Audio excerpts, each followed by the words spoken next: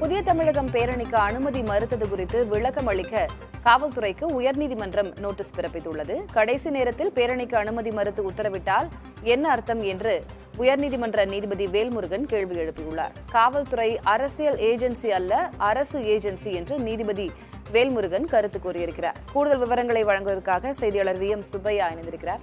சுப்பையா, வழக்கின் பின்னணி என்ன? தற்போது நீதிபதியின் கருத்து, அதன் முக்கியத்துவம் என்ன? அந்த வழக்கை பொறுத்தவரை புதிய தமிழகம் கட்சியுடைய தலைவர் கிருஷ்ணசாமி சென்னை உயர்நீதிமன்றத்தில் வழக்கு மனு இன்று தாக்கல் செய்துள்ளார். அந்த மனுவானது இன்று பிற்பகல் விசாரணைக்கு எடுத்துக் கொள்ளப்பட்டது.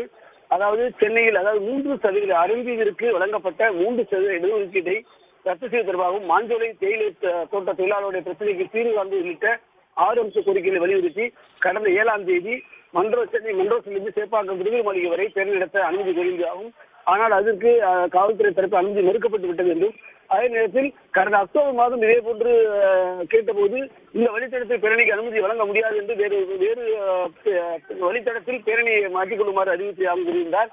இந்நிலையில் கடந்த 7ஆம் தேதி ராஜேந்திர செய்தியிலிருந்து நேரடியாக தமிழக ஆளுநரை சந்தித்து மனு அளிப்பது தொடர்பாகவும், கடந்த 2024ஆம் ஆண்டு நவம்பர் 6ஆம் தேதி பேரணிக்கு அனுமதி மறுத்து காவல்துறை உத்தரவு பிறப்பித்துள்ளது என்றும், இந்த 2 சம்பவங்களையும் எடுத்துக்காட்டி சென்னை உயர்நீதிமன்றத்தில் வழக்கு மனு தாக்கல் செய்திருந்தார். அந்த மனுவில் காவல்துறை ஆணையர் மீது நடவடிக்கை எடுக்க வேண்டும் என்று கோரியிருந்தார்.